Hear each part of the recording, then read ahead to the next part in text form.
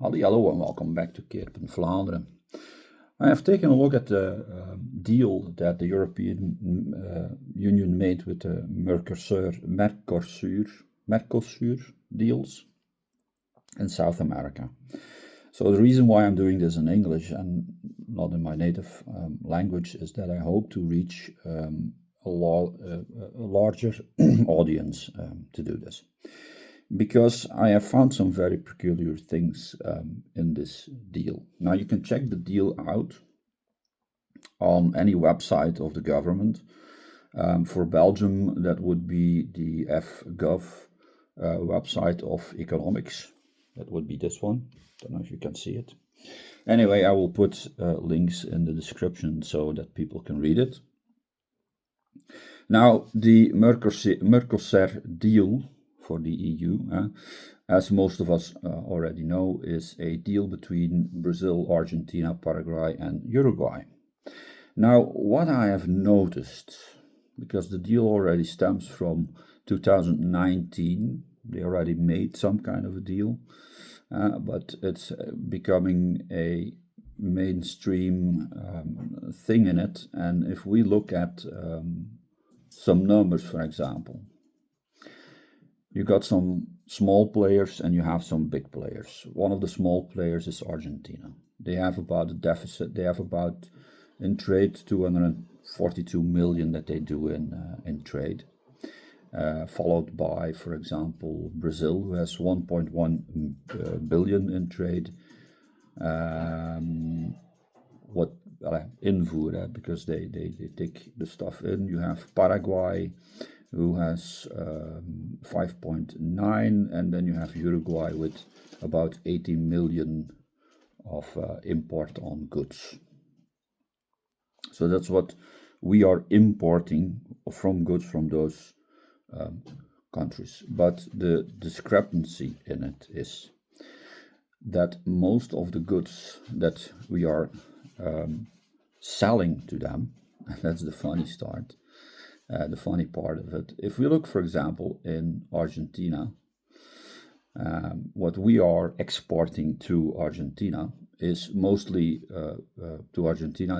mineral fuels, some fossil fuels, some distillation products. But at number 2, ladies and gentlemen, you have the pharmaceutical products, good for 136 million euros that we sell to Argentina.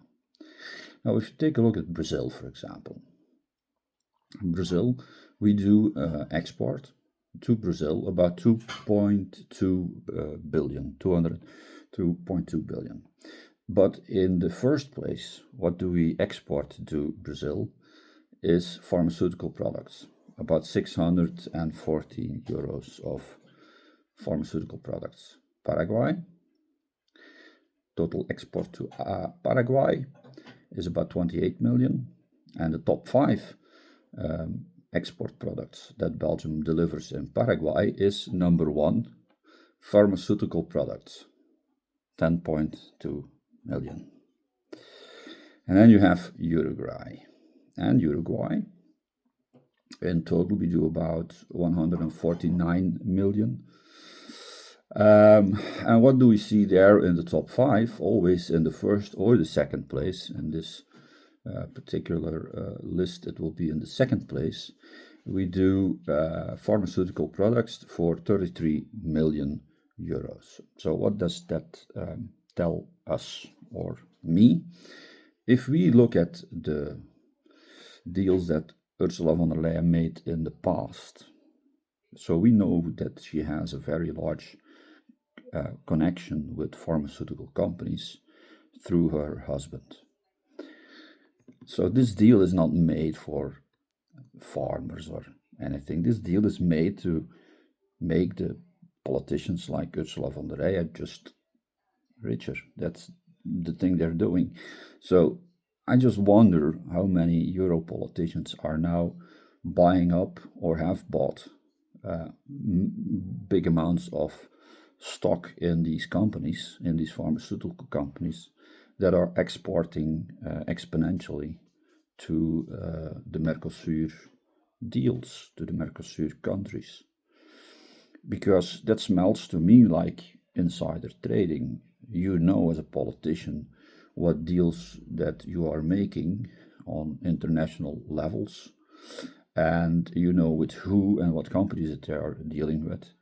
So you have the opportunity to buy stock from out those companies. There's no law against it, and if they are buying it directly or indirectly, nobody is noticing this, or at least not journalists that should look into these things.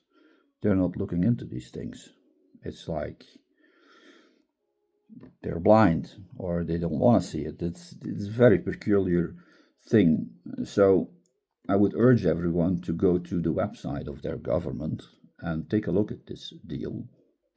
And when you see that we are exporting, number one and number two, all sorts of pharmaceutical goods, with a European president that has interest in the European pharmaceutical sector, then you should know, well, 1 and 1 is 2. It isn't complicated math in that sense of the word. And then when you look what we are importing from those countries, it's mostly snails at first, from Argentina in the first place, ertsen, snails, slakken, assen, stuff like that.